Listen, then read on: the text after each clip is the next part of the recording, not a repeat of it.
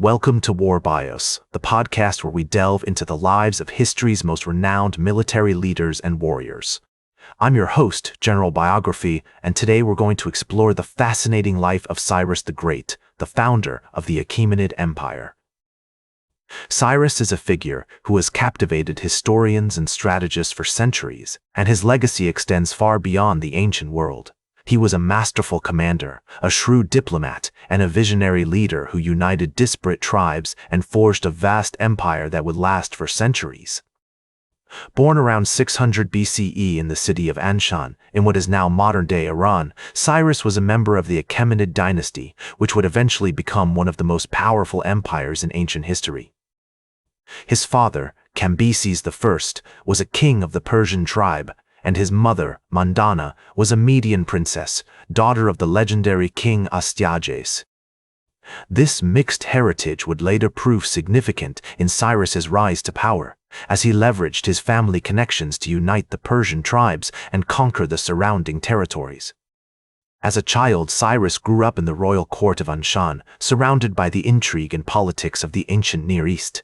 He was likely educated in the traditional Persian manner, studying the arts of warfare, governance, and diplomacy. His grandfather, Astyages, who ruled Media with an iron fist, played a significant role in shaping Cyrus's early life and worldview.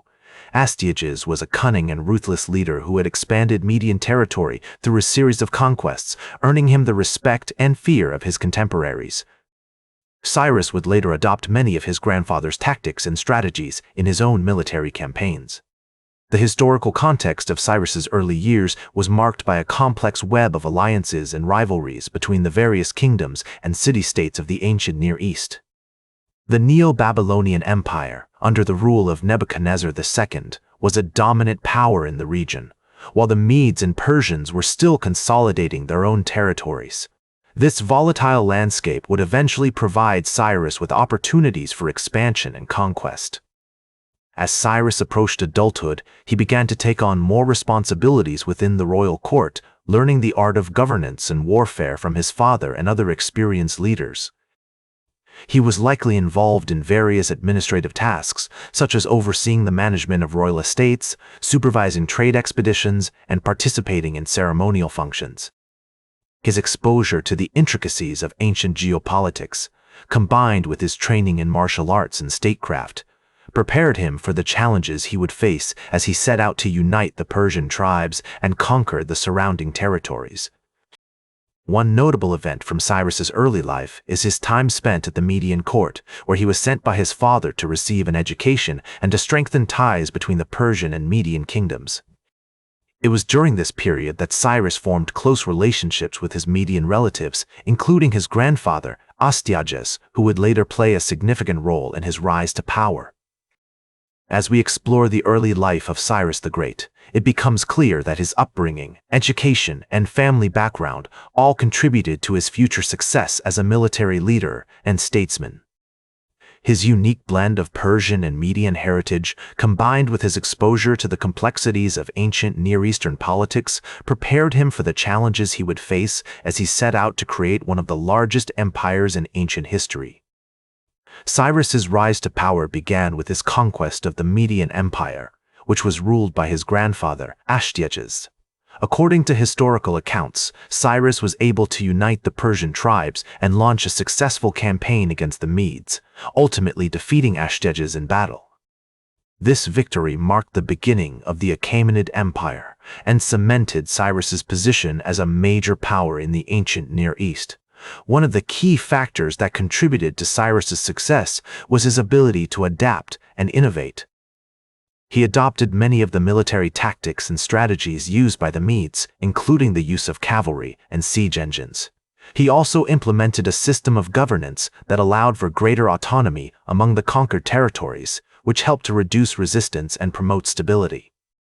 As Cyrus continued to expand his empire, he faced numerous challenges and opponents. One of his most notable victories was against the Lydian king, Croesus, who ruled over a vast and wealthy kingdom in western Anatolia. The Battle of Thymbra, fought in 546 BCE, was a decisive victory for Cyrus, and it marked the beginning of Achaemenid rule in Asia Minor. Cyrus's military campaigns were not limited to the ancient Near East. He also launched successful expeditions into Central Asia, conquering the territories that are now modern-day Afghanistan, Uzbekistan, and parts of Pakistan. These conquests brought great wealth and resources into the Achaemenid Empire, which helped to fuel its continued growth and expansion. In addition to his military achievements, Cyrus was also a skilled diplomat and statesman. He was able to forge alliances with other kingdoms and city-states, including the Babylonians and the Egyptians. He also implemented policies that promoted trade and cultural exchange, which helped to spread Persian culture and values throughout the empire. One of the most notable examples of Cyrus's diplomatic skills is the famous Cyrus cylinder, which was discovered in the ruins of Babylon in 1879. The cylinder is a clay document that describes Cyrus's conquest of Babylon and his treatment of the city's inhabitants. It is a remarkable example of ancient propaganda, as it portrays Cyrus as a benevolent ruler who respected the customs and traditions of the conquered people. As we explore the achievements of Cyrus the Great, it becomes clear that he was a complex and multifaceted individual, driven by a combination of ambition, strategic thinking, and a desire to create a lasting legacy. His military campaigns, diplomatic efforts, and administrative reforms all contributed to the creation of one of the largest and most influential empires in ancient history. According to historical accounts, Cyrus died in 550 BCE, while on a military campaign against the Masagadai, a nomadic people who lived in modern-day Uzbekistan and Kazakhstan. The circumstances of his death are not entirely clear, but it is believed that he was killed in battle, possibly during a skirmish with the Masagetay queen, Tomyris. Before his death, Cyrus had designated his son, Cambyses II, as his successor. Cambyses II went on to rule the Achaemenid Empire for several years, continuing his father's expansionist policies and conquering new territories, including Egypt.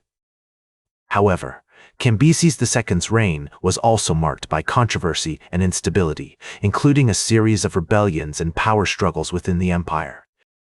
Despite these challenges, the Achaemenid Empire continued to thrive under the rule of Cambyses II and his successors, including Darius I, who is often credited with establishing the empire's administrative and economic systems.